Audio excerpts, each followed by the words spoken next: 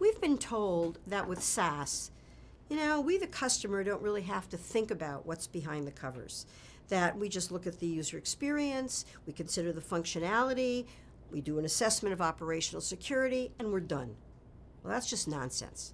And it's nonsense because what's behind the curtain is the stuff you can't really change easily.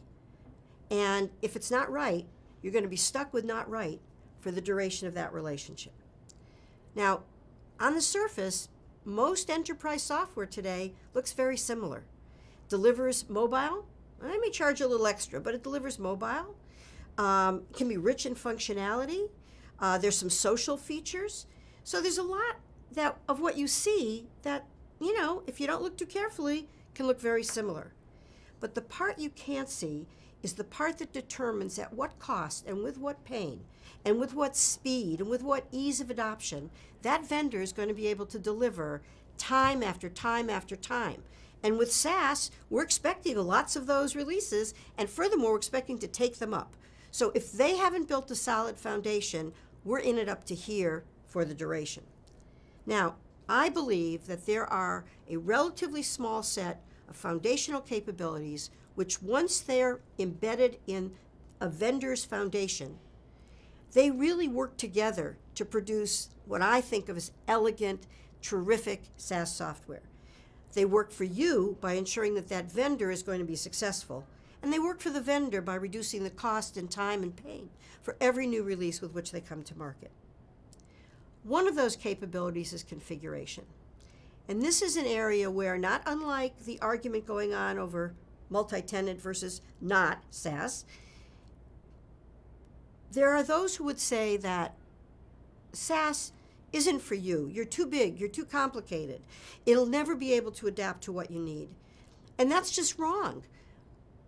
Good vendors with good capabilities, have configuration capabilities that go way beyond what you even have begun to imagine.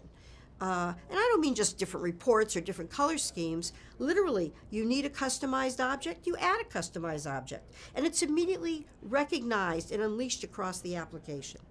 Now, it is true that there are some products labeled SaaS which cannot be configured. They really are very restraining.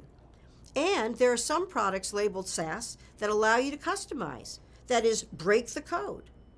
Well, we did that with on-premise.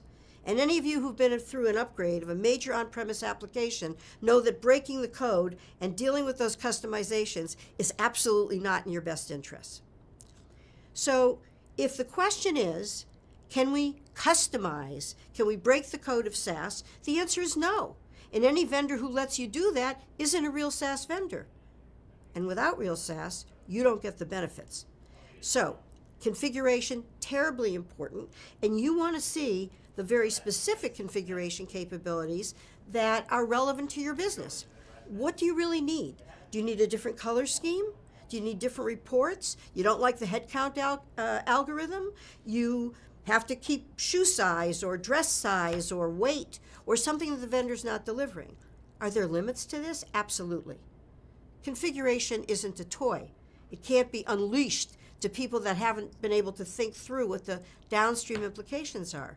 Do you have to test your configurations? Of course you do. And when you get a new release from the vendor, even though the configurations are applied, even though they're protected through the upgrade, you still need to go back and have a good look.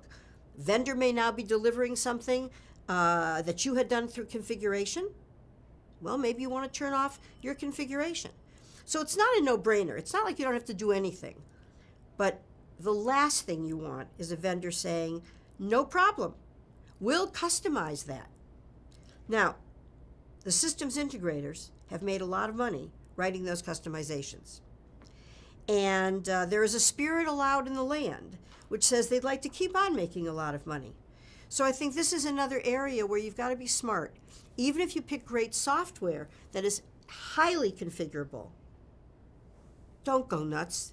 Don't configure your way into a hole. Even though it's possible, that doesn't necessarily mean it's a good idea.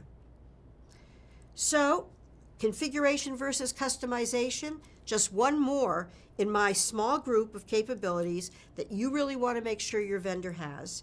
And if you need ways to figure out how to look for those capabilities, I refer you to my blog, where you will find zillions of Naomi's killer scenarios with which to test that software. Thank you.